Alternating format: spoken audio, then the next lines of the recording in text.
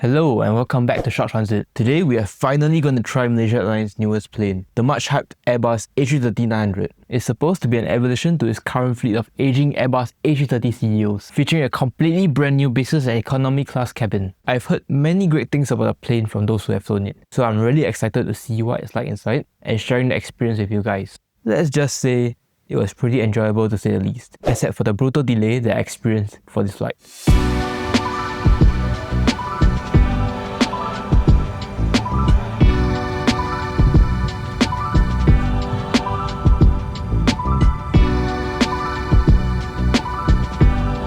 Hello and welcome to Denpasar Airport on the island of Bali.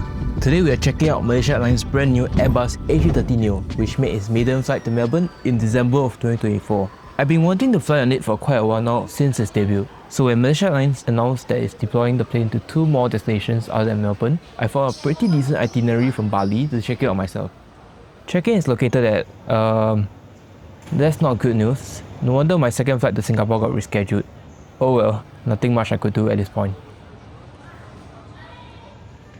The check-in counters finally opened up 1 hour later and I got my boarding pass along with a 150,000 rupiah voucher for refreshments. I guess it's time to see how far I can stretch my dollar here in Bali's airport.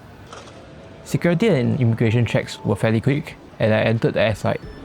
Now I have to find this particular restaurant that will accept my voucher in the airport.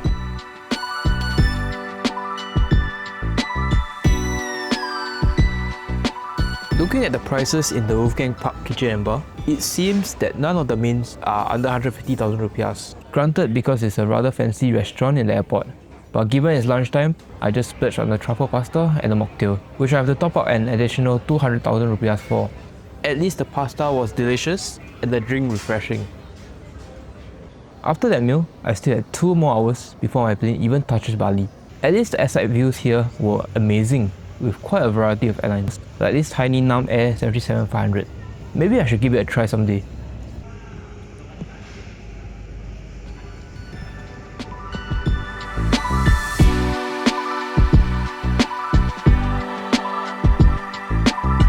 At last, my plane finally touched down at 3:44 PM, nearly 4 hours behind schedule.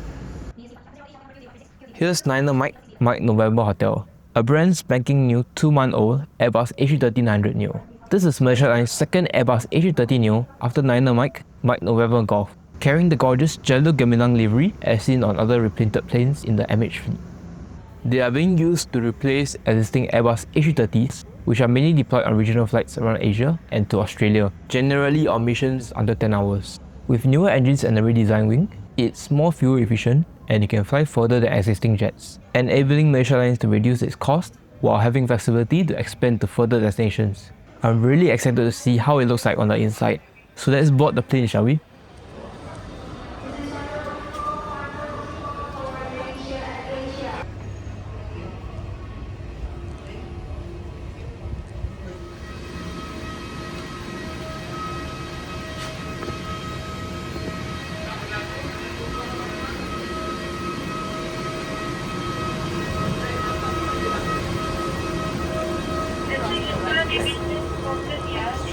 Turning right into economy class, the layout is in a pretty typical 242 layout for an Airbus A330. The first thing I noticed was the design language for the cabin, which is now more in line with what we are seeing on the Boeing 737 MAX instead of their older Airbus A330s. The seats are in a more simplistic blue and grey tone as opposed to the relatively vibrant interiors of the past.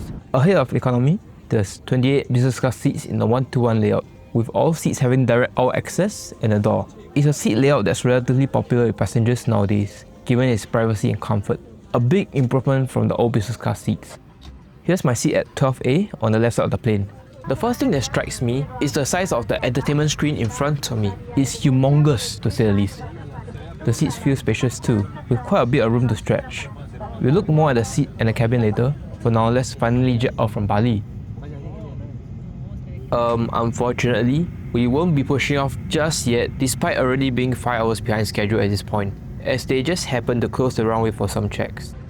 At least the cabin crew were nice enough to hand out cups of water while we waited. With the checks completed, we were finally allowed to depart for Kuala Lumpur. Once again, welcome aboard Malaysia Airlines, and we hope you enjoy the Malaysian hospitality.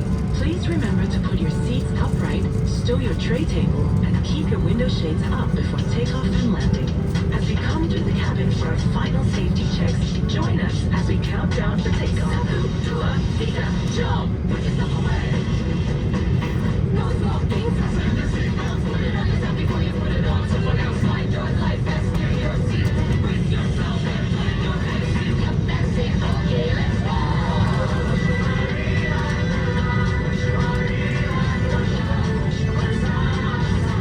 It's better when we fly together.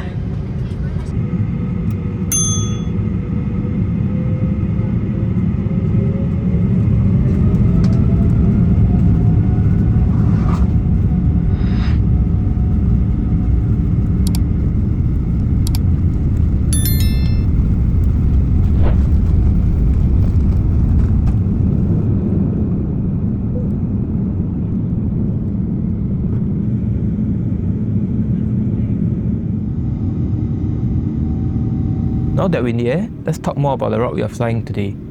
The Bali Denpasar to Kuala Lumpur route is a relatively popular route with leisure travellers. We have the 16 daily flights on 5 airlines. Most of the demand comes from passengers transiting at both ends of the route, with travellers from Europe and India transiting at Kuala Lumpur to Bali, while travellers from Australia are transiting at Denpasar to Malaysia. The rest of the demand comes from Malaysian travellers vacationing in Bali. Malaysia Airlines generally charges the highest fares on this route, so let's see if they are worth paying extra for. Starting with our seats here in economy class on the Airbus A330neo. Every standard seat comes with a spacious 32 inches of pitch and 17.5 inches of width, which is not too different from the current Airbus A330s. What is very different though is the IFE system. Just look at the size of the screen. It's very responsive too when compared with the older generation entertainment system. Definitely a big upgrade there. The tray table folds down normally and is pretty standard. And it comes with a cup holder when the table is folded up. Looking down at the legroom of the seat is definitely quite substantial, and I can see myself enjoying the seat on a long flight to, let's say, Japan or Australia, especially with me being 1.8 meters tall. In terms of power, you can charge your devices with the USB-C port under the entertainment screen, but I'm quite surprised that there's no power outlet to charge larger devices like laptops.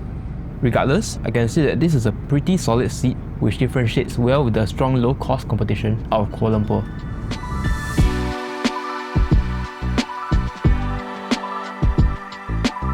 Now here's what I would say is the highlight of every Malaysia Airlines flight: the food. I've always enjoyed my meals on Malaysia Airlines, and I hope this time is just as good as before.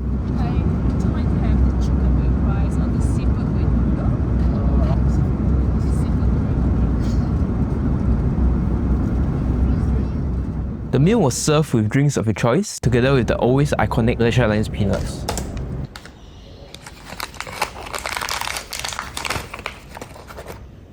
This is good stuff right here. First up, we got what looks like big fish on top of fried bee hoon noodles in a standard economy casserole. First impressions, it looks simple, and it looks like the one that's sold in hawker centres in Singapore. Regardless, it tasted pretty good actually, with the fish and noodles being quite flavourful, all while having the right texture. Still feeling peckish, I ordered another main dish from the cabin crew. Next up, we have a braised chicken dish with rice and vegetables. The presentation looks quite appetizing, with sizable pieces of chicken in the braised sauce beside a small hill of rice. Wow, that is indeed delicious. The rice was cooked just right, and together with the savoury and slightly sweet chicken, it's a really good quality main dish. For a short sub 3 hour flight like this, I can say that the meal service was pretty decent in terms of quality and quantity. But I feel that it could be even nicer if there is a simple dessert like a cake or ice cream to end off the meal. Nonetheless, I still enjoyed the meal quite a lot, so Malaysia Airlines definitely did a good job here.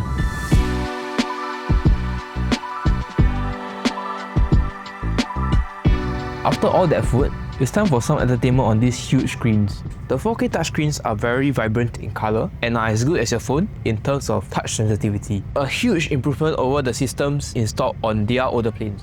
As for the contents loaded, I'm quite surprised at the number of movies and TV shows that are available to watch, as there were a lot more titles than I expected.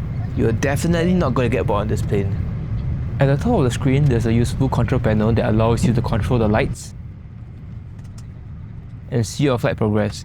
Here's where you can access the interactive flight map. Interestingly, when you zoom all the way in, you can even see the streets and the landmarks of the places that you're flying over. which is so cool.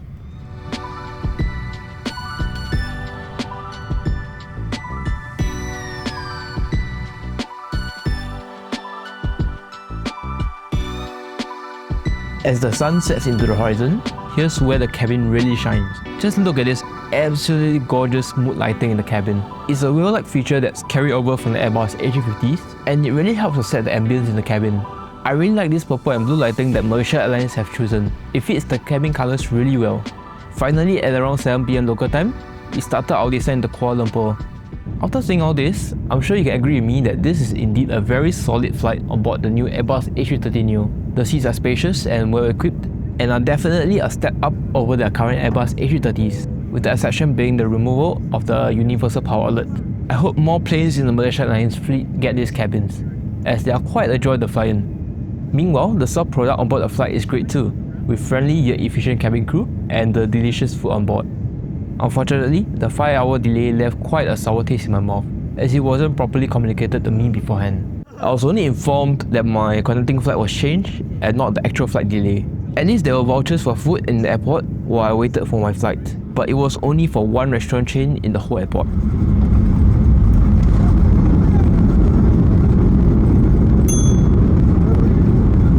Welcome to Kuala Lumpur. To sum up, despite the flight delay, I still really enjoyed flying with Malaysia Airlines. It's been our pleasure serving you. Thank you for flying Malaysia Airlines, a member of One World Alliance, and we do hope you have enjoyed our Malaysian hospitality. They are usually quite affordable and do provide a high quality in-flight experience.